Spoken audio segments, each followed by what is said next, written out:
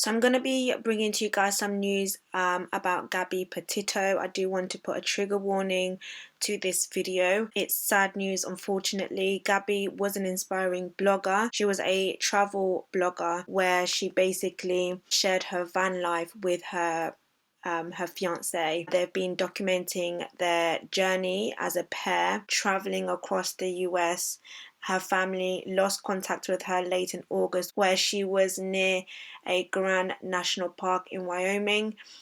They reported her missing back in September after she didn't return from a cross-country road trip with her fiance. Now, sadly, you may have seen it around. If you don't know, authorities say they have found human remains consistent with the description of Gabrielle, who is known as Gabby Petito, in Wyoming. For everyone that has been following the story of Gabby, it has been said that this family was editing a video around midnight when they came across Gabby's van in a specific location at Grand Teton NP where they were filming.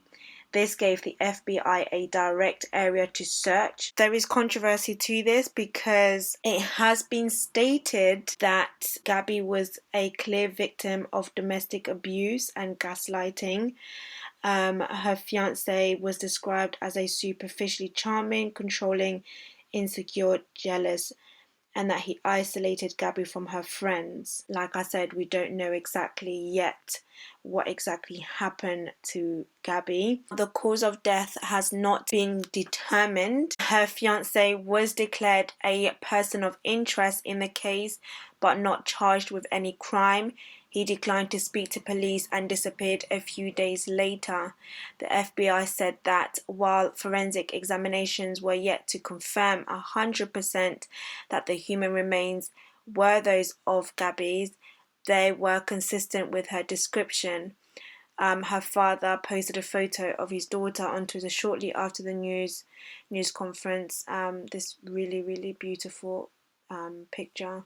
During their cross-country campervan trip in July, where they documented their adventures on social media, they filmed themselves smiling, kissing, running on beaches. You'll be able to find this on their YouTube videos, which has now been viewed more than 2.3 million times. So it's, they've been doing exceptionally well. However, on the 1st of September, after a month of traveling, her fiance returned home to Florida with their white van, but without Gabby. That's when her family reported her missing 10 days later. Then, of course, a massive search went ahead for Gabby. Her fiance disappeared. His family released a statement through their lawyer saying the news about Gabby is heartbreaking. The Laundry family, which is her fiance, prays for Gabby and her family. Now, thousands of comments have been left on the couple's Instagram pages, and protesters gathered outside of his home on Friday yelling, "Where is Gabby?" Now, why this is getting more suspicious and why it's turning to him is because 2 weeks before Gabby went missing on the 12th of August, police were called to a possible domestic violence incident involving the couple. The police released a body cam footage which showed Gabby crying and complaining about her mental health to officers. She also said the couple had been arguing more frequently.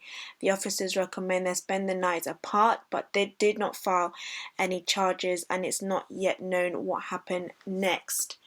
Now, I'm going to reserve my entire thought on this, on whether, on what I believe to have happened, just because it's very sensitive, and of course it is an ongoing investigation.